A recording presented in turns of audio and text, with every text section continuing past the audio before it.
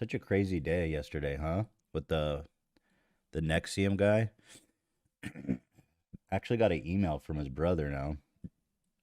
We were wondering how they were going to respond. And Dan was saying he thought that what was his name? Fuck, I don't remember. James. Mark. I didn't remember his name. He's crying right now, seeing that I don't even remember his name. His Dan thought he was gonna mass email him because he had emailed Dan a bunch of times leading up to it, and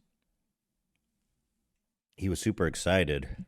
So now, after this happened, we were wondering if we'd hear from them. Dan hasn't heard from him, but his brother emailed me, and straight to my personal email too. Not even to my work email. So apparently his brother is capable of a little more research than him.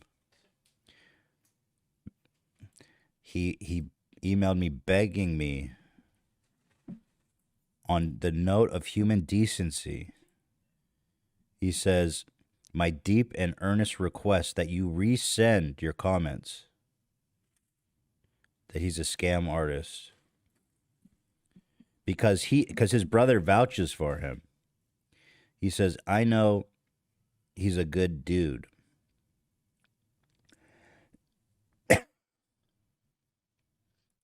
He insists he has Tourette's, so maybe he. I don't know. I just know that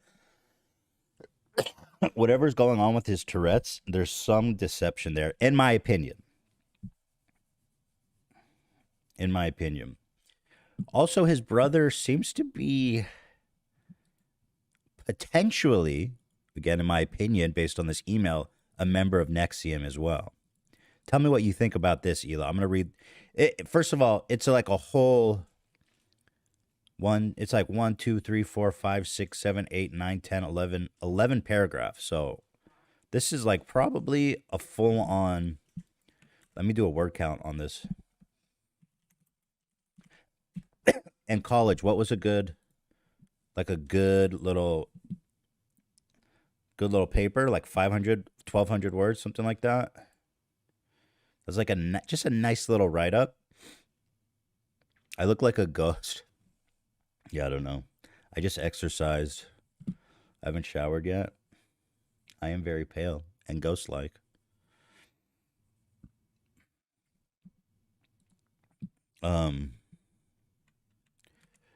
You guys want to see how many words? He sent me 781 words. That's a respectable. That's just a respectable write-up, right? So listen to this paragraph, Hila. I want your take on this. Hila's super into this NXIVM stuff too. Of course, he starts the email by saying, "Hi, I'm Mark. I'm Mark's older brother. I caught the second half of your interview with him yesterday." So you didn't even watch the whole thing? You didn't watch the whole thing? You spent more time writing me this goddamn email than you did. Just at least watch the whole thing if you're going to write 14 pages. I don't really know. I think in a way trying to signal that he can't be, he can't be fucked. And then he continues, he says, I'll save my opinion about the interview for a later time. No. What do you mean a later time, bro? How many times do you expect to talk to me? I'll save my opinion about the interview for our sequences of conversations down the road as our long, fruitful relationship blossoms. He says, I'm writing because I've seen Mark go through many challenges. However, never have I seen him publicly called a scam artist on a widely watched platform. Not only is it dishonorable. Bro, what am I, a samurai? Dishonorable is plainly false, he says. That's the problem, right? That's kind of what the problem was, is this guy's never been called out. That is dishonorable.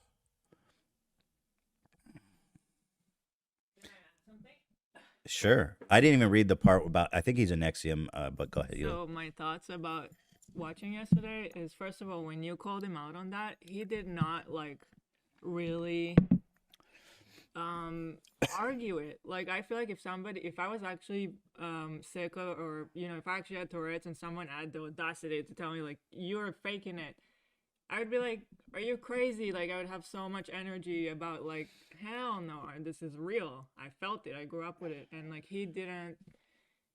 I just it almost seemed like he was like, well, yeah, you kind of caught me. He didn't even try to engage with it. In fact, it seemed like Nothing. he tried to move past it Yeah. quickly. And then also the other thing is like, if that's really Oh, like, they're saying you're quiet. oh, like you showed on the website is like, do you want to cure your Tourette's, or are you tired of having it? What was the sentence on his website? I don't remember, but it was something like a I've question. completely yeah, you get that's the gist of it. So it's totally like made a career of this. Oh yeah. And if you actually did that, like, wouldn't you have a few success stories of like other people that happened to them? So he made a documentary in collaboration with NXIVM. It's actually on YouTube, so I was considering watching it, where he takes a few people with severe Tourette's and cures them through NXIVM's. I mean, here, let me read you this paragraph. He says, finally, I witnessed Mark overcome his Tourette's. I saw his severe tics make a precipitous drop after taking a NXIVM training and working with the organization's leadership on his disorder. It's like, dude, you're riding their dick kind of hard there. I saw his doctor's disbelief. Can I see that? Like, wouldn't it be such a big story if there was a doctor Oh yeah, that's completely so in shock? Oh my God, NXIVM cured Tourette's. Well, so he said. So he goes on. He says, I saw him miraculously, precipitously drop after taking a NXIVM, and he capitalized every letter. He's putting respect on their name. Training and working with the organization's leadership, our dear leader.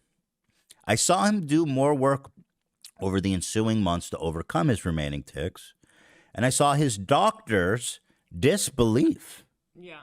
in his accomplishments of becoming a tick-free without formal treatment. His doctor, a neurologist, I'm assuming, who specializes in stuff like this, Tourette's and such, is like, oh, you fixed it. He's not like, yo, let me check this shit out. I'm a doctor. I want to. He's fixed. So I saw his doctor's disbelief. I also watched him find 10 other people with severe Tourette's who wanted to try to replicate his results. I saw firsthand nearly all of them overcome their disorder with only the help from skilled practitioners in NXIVM and motivation from Mark's past success to propel them forward. So he's really, in that paragraph, riding dick hard on NXIVM. Yeah, definitely. He's definitely a part of it, but based on reading this. He goes on to quote, he says about the documentary, I trust it was an honest mistake and that you missed the 2008 YouTube short about him, Tourette's, What Makes You Tick, that came out long before he knew NXIVM existed. I also trust you didn't watch my Tourette's documentary on YouTube that chronicled the journey of him and 4 other people overcoming Tourette's with NXIVM's tools. Don't you find you're just a little fucking hacky, bro? How you're like, and he's sucking the dick of NXIVM and NXIVM's leadership, who is now in jail. One of my favorite parts of that interview when he's like, Keith and also his co-partner, I forget her name, who's also in jail. I was like, yeah, they're all in jail, bro. He goes on, he says, yeah. So I found his warmness to NXIVM a little suspect. I really couldn't stand how every time he was like, listen, I don't condone rape. I'm not for sexual assault. But I'm here to tell you this girl is lying. And she didn't say it under oath. So she was lying. This girl and I'll take this guy, Ranieri, I'll take his word over anything. But this girl is lying. But and all the other ones. I hate rape, though. Really hate it. And I don't want to be related to rape. But this guy that they found guilty and they put him in jail, he's right, and the girl lied because it wasn't under oath. Also, he didn't have much to say when I showed him the branding. Yeah. He got real quiet when I was like, he's like, why? What does that have to do with anything? I'm like, well, I thought we were talking about Keith Ramirez not being a rapist. Oh yeah, he said she's a little kinky. That was so good. He's like, listen, this girl, she's known for being kinky. It's awesome. That was That's crazy. awesome. Mm-hmm. But what's interesting to me is hearing his arguments in defense. You can really tell that these opinions have never been challenged in a serious way because he's doing these kind of boilerplate Yeah. logical fallacy defense. Like he goes, there was never money exchanged. It's like there was never violence. It's like, what are you talking about, bro? Yeah. That doesn't absolve And it at all. one last thought I had when I was listening is I wonder if anybody else noticed how much he like sounds like he's trying to imitate Keith Raniere. The way he talks, he sounds exactly like him. Yeah, I felt when I was talking to him that he was trying to do something with his demeanor, like very Yes. purposeful and intentional with the way he carries himself. It's the NXIVM way. Mm-hmm. It's the way they're like.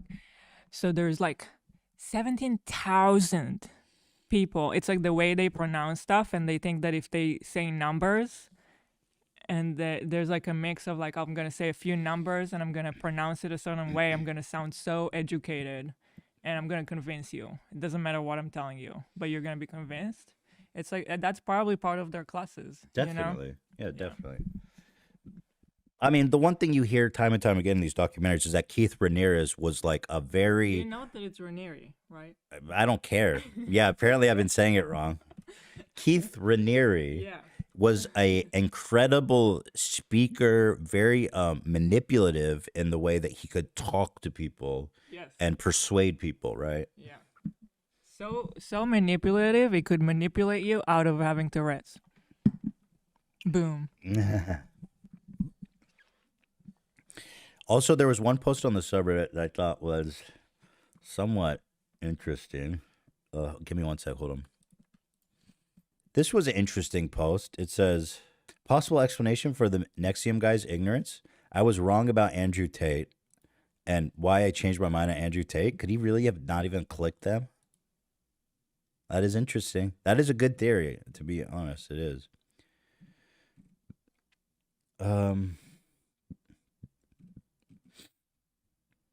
Oh, this is the guy who was the main character in the first season of The Vow. He's the one that documented it all and then shared it with the documentarian documenters. So that was cool. This is the guy who was the main character in The Vow.